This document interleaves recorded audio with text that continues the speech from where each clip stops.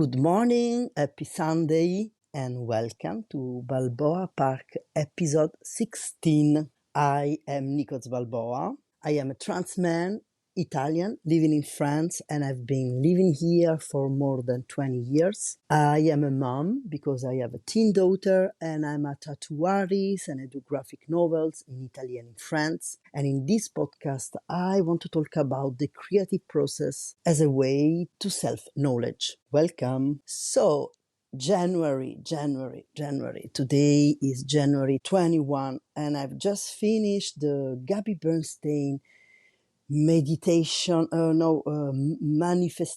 challenge. It consists in subscribing and receiving in your inbox for 21 days in a row, small meditations and exercises and all sorts of kind of spiritual or positive vibration quotes and such. I don't know if I believe in the thing, such manifestation, but actually I'm not sure, and I don't have an opinion, intellectual opinion around this.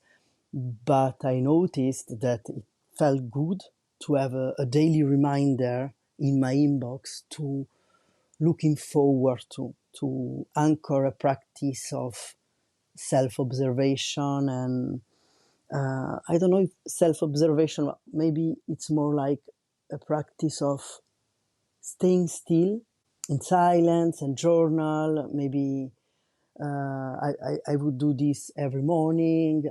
Since it's winter time, I like to wake up very early when it's still dark, and then while I meditate, seeing the sunrise. I sleep not very good at night, and I love to sleep in. I love to wake up late, or wake up early and then going back to sleep and all these kind of things. But this kind of practice felt good and got me into a momentum of clarity. And I guess that it's always the same. The more you take the time for a practice, discipline, and the more you realize that you have time. The more you make time, the more you have time. And speaking of January challenges and practice, I also prepared my graphic journaling challenge called the Graphic January, and it was very cool and very fun. What I did was before the beginning of January, I put down in my sketchbook 31 theme words or things I wanted to develop, and then I would prepare on canvas a very cheesy 90 looking, 2000 looking setup in which I prepared prompts, journaling prompts around this theme or this word, and then I would post it every day. I programmed the post on my Patreon and then also on the Facebook group of the Graphic Journal Club. And I actually maybe program 4 to 5 days in a row. And then when those 4 to 5 days finished, I prepare 4 to 5 more graphics around the theme. And then I program them on Graphic Journal Club Patreon and Facebook group. And it was very fun. I didn't take my own challenge, but it was very fun to see other people participating. And speaking of drawing challenge, what I did, I treated myself also more, in addition to the one from Gabby Bernstein, I treated myself with 1 month subscription to the Wendy Mac Substack page to have access to the GUT, which is the grown up table. Wendy Mac, I'm going to tag all those pages in these show notes, but it's very fun because I stumbled on her work, and even though she's big illustrator and cartoonist and live in New York and has a very big flamboyant career. And I'm a very small artist, and my publication are for a small publisher, and I live in La Rochelle, which is like an inexistent town on the Atlantic Ocean in France. I felt a lot of similarities, starting from the kind of pens she used, which is always my favorite pens, the Uniball Mitsubishi, and subscribing to her GAT, to her grown-up table. I realized that a lot of inspiration and a lot of exercise are very similar to those I give to the graphic journaling practice, to the graphic journaling club, sorry. For example, the drawing, blind drawing, like drawing without looking at the paper, or drawing by only drawing the negative, the space around what we want to draw. These are the kind of exercise I had during my school times, my art school times, and they were exercises that at that time changed my way of drawing, because they gave me skills to don't get stuck in panic while trying to draw something I see. Those kind of exercise move the attention from the performance of making it right on the performance or on the act of try to look what I'm drawing, and doing this kind of exercise make you look in a different way. So, and she's awesome. Go follow her work. I loved, because on Substack, so she posts the prompt, and then there is this chat in which everybody can post their drawings, a little bit like in my Facebook group, and then there is cheering up, and there are. It's very cool having a sense of community, and it's very relaxing to be the one who follow the guidelines and not the one who initiated. So I didn't took my own challenge for the Graphic Journal Club, because I need, I guess, to recharge and feeling as a student instead of feeling as a teacher, in order to be a better teacher. And even though I realized that I never can't follow the prompts that Wendy Mac gave, like literally, because I realized that when I draw, I understand the prompts, but also I want to do what I want to do. Like Saturday last week, I took this very cool on the Royal Academy of Arts of London. They do the Saturday sketch, which is like you pay maybe £9 or £10, I don't remember, and you receive a Zoom link, and then you spend like 1 hour or 1 hour of 15 or something like this, drawing, like still like life model drawing. So there is often an artist who talk about their work, and then there are models, and then they put like timers, and you have the model, you see it on the screen, you see them, and you see the screen. Like you have a 1 minute pause, and then the model change, and then there are 2 minutes pause, and you can draw, and there are live drawing, and then there is this Facebook group in where people post the drawing, and it was amazing. I guess during this month of January, I needed to put myself in the place of being a student, and so I did this sketchbook club, they call it, on Saturday, and it was fun because I sketched with my pen and with my colors. And when I went to the Facebook group to post my drawing, which is actually fun to be part of a community, I realized that everybody there sketched with a pencil, like gray and shading with a pencil. And so I was like, fuck, once more, I can't follow the prompts, but it's always been like this, probably also when I was at school. And it's some kind of frustrating that I can't canalize to follow a guideline, even if though I strive to be taught. Um, but I will put all this link in the show notes, because I guess it's very fun to find community online in which, for a very not a lot of money, or the my challenge, my January challenge was free, but often they doesn't cost very much. You can go there, and of course it's not a live class in which the person is there to teach you something, but they just, those artists give and create a ripple, and I guess it's fun, and you can try it. And so I was thinking about, before coming here to record my podcast, because those week I got so busy, and I say to myself, oh, whatever, I will record the podcast like next week. And Substack sent me an email. You are on a strike, or how do you say, on a strike, or I don't know what to call it.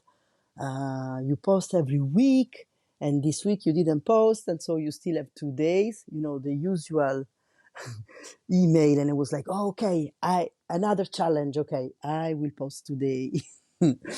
And but it takes a lot of mental energy, I guess, to keep all those plates spinning, or not. I don't know. I was thinking about this. Does it take me mental energy to do all the things I do?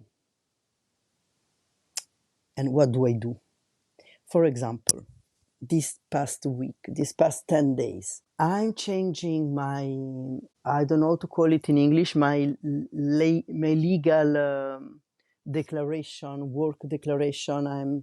I'm going back to be an artist, because I changed it, because I changed my legal status when I opened my studio, Strangeland, in order it to be some kind of shop. At the beginning, I wanted to sell books, to sell T-shirts, and in a very more organic way.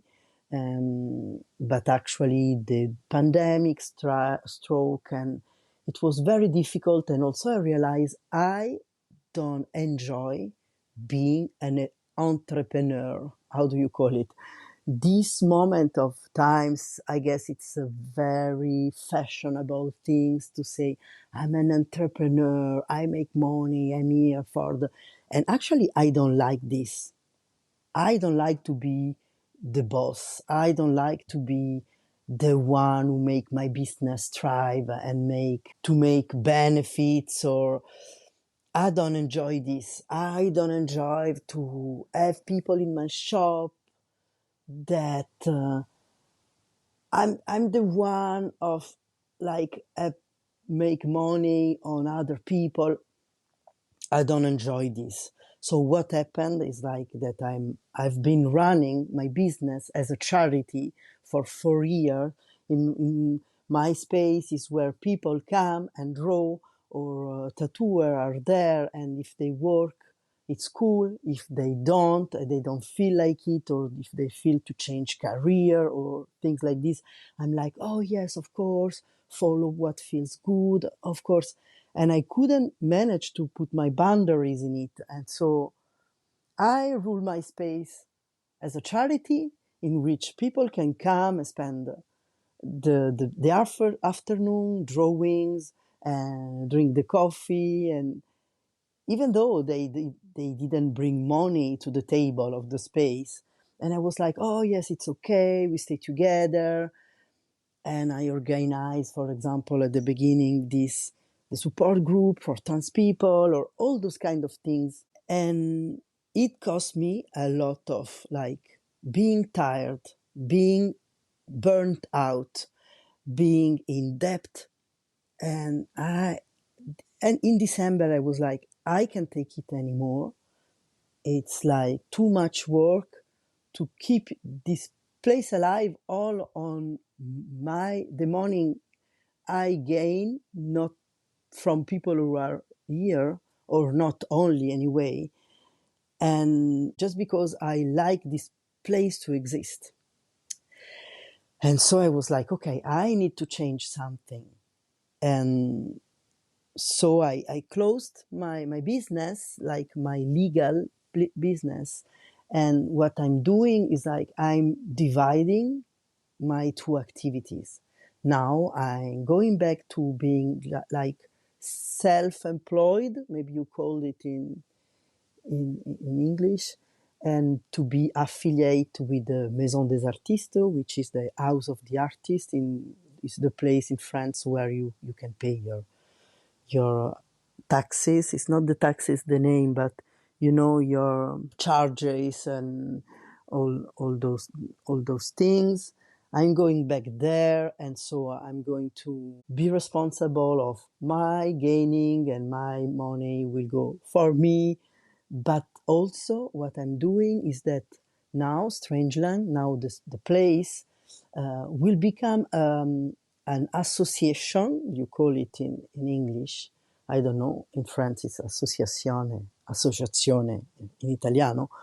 And so it's like a non-profit place in which every people who work there, they can pay a percentage of what they are doing there, and the money they will give as a percentage will go to the non-profit organization. It will go to Strangeland as an association, and the money that enter in Strangeland for the percentage that people will goes for Strangeland and to pay all the place the Strangeland needs. And it's not a profit organization, so you can't make profit benefits out of it. But I don't care.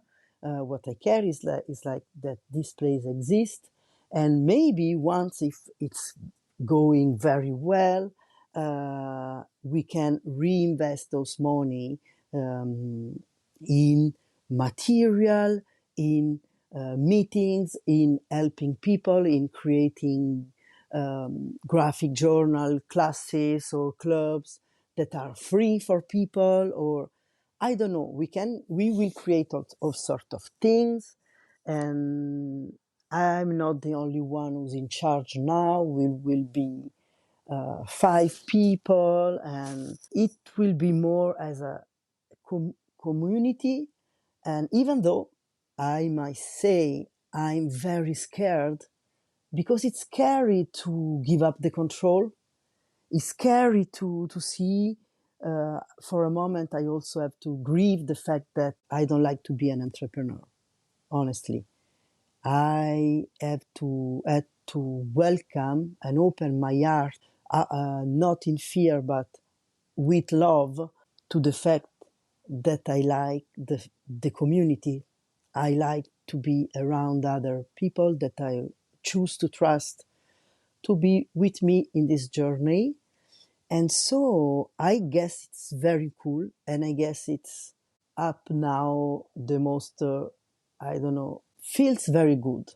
Even though sometimes I have fear and I'm like, oh, maybe I will lose my space. Maybe I will not be in charge anymore, and people will not listen to me anymore because we are on a communitarian way, and maybe my voice will not matter anymore. And this is the fear talking, and it doesn't feel good. So sometimes I talk about this and I verbalize it, especially to my partner. I'm like, oh, but also like when I feel it, I feel better. I feel free. I know that Strangeland will be there, and also that it's a cool space. It's a very nice feeling. Anyway, So I did this week with my partner and with my friend Ben. We talked about how it will this work out, and then I talk with my two other co-workers to explain the project, and they were so happy about this. So this is very cool. Then what did I do? I continue my book. I continue researching for my book. I did 2 graphic journal club, and I'm working on the graphic journal club challenge and the Patreon and all this administration. And I check out how to go back on my art legal state. I'm not sure how to say it in English anyway. Then I work on the podcast here, the ideas, the editing, but I also work on the Strangeland podcast because there is this Strangeland podcast, but it's in French. So si tu parles français, tu peux chercher Strangeland X Nico's Balboa podcast, and you can find it. And then I had a lot spinning of my plates, and I also were like about going back to study because I did artistic schools when I was young, art degree, and probably because of my undiagnosed ADHD, for me it was very difficult to find a way of study, and also I had a lot of panics around exams. And so I was a college dropout, but then I went back to art studies and I had my degrees. But sometimes I'm like, okay, I wish I could have also studied other things that art. And so I was thinking about also maybe coming back to the university and doing it by online. In France, there are this possibility for people who works or are like me, past 40.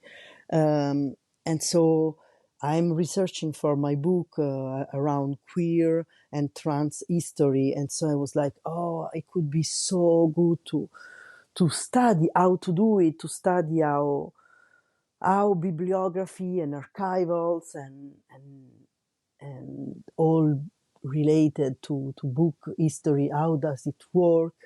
But also like I like my graphic journaling practice. And so sometimes I'm like, maybe I could go back to study and study more around being a counselor and being a therapist to bring more to my graphic journal club. So I have a lot spinning of my plates, and then I do my sketchbook practice, and in the morning I meditate, and sometimes I say to myself, oh, holy moly, I do a lot of things. Is this necessary?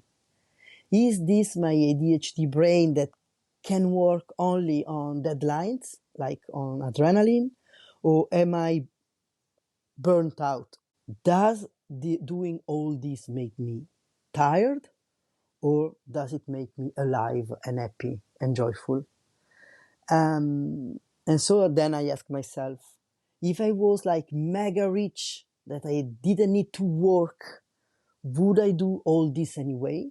Or would I only spend my day in my swimming pool drinking cocktails? And then I also, when I think about it, I guess that if it was only for money, I wouldn't do all this. Maybe I would do one job which pay good. So I guess it's not. I guess I do this because I love do all sort of things. I like having passion and learning new skills. Now it's like editing the podcast, or before was okay learning the marketing, the communication, and then also it's cool to learn the skills and live the skills. For example, all the marketing skills, the funnels, the the newsletter funnels and the freebies and all this kind of shit. I learned about this and I don't care about doing it. And I guess that I love doing this. I don't know about you, but it's exciting learning new skills. But it's also important that I address and that I recognize that it's okay. I guess that it's okay to also doing it to feel alive and to recognize that sometimes there is a little bit of a addiction to the high of learning new things or feeling that we matter because we do things. I guess that there is some of joy, but also some love of the performance, maybe this kind of the hustle culture myth that it's difficult to shake it off. This is the reason I feel very good and very connected to the fact of opening it, my space, my Strangeland space as a non-profit organization, because so it will not be about the fucking profit. And at least one part of it, then the rest, of course, you need to do a little bit of profit in order to pay rent. But for example, yesterday I've spent my days in my pajamas and I didn't get to work because I did have to do some admin stuff, and then I said, okay, I do this, and then I go to Strangeland, but then I got hooked up in some sort of hyper focusing on so many things.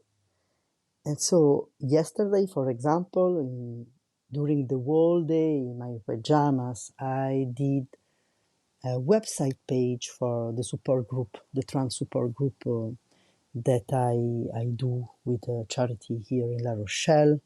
And I still continued working on the research for my next book, and I sketched for my book, and then I sent emails. I sent one cool email that got me so much energy to do, because I actually write to the two authors that selected the journals from Lou Sullivan to ask them some help about how to access the archives, LGBT archives, and how can I see more of work from Lou Sullivan, read more of his journal for my research for my book. I will make an episode all around this. Then I prepared this newsletter for Strangeland, and I prepared Instagram post to promote my fellow colleague at Strangeland on the platform to make their work seen.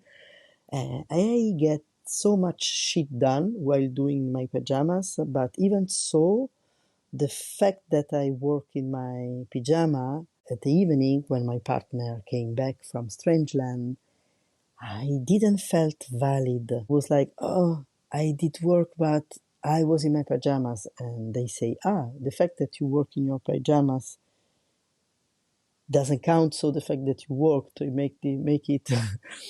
And I was like, I feel not legit.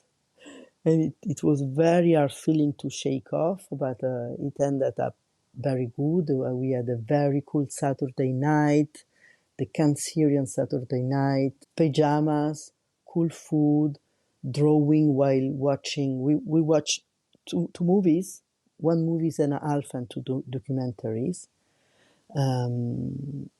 They were amazing. The movie was like a movie with Owen Wilson that it just came out. It called Paint. Owen Wilson that plays some sort of Rob Ross, the famous curly hair painter that paint on this television show all those landscapes.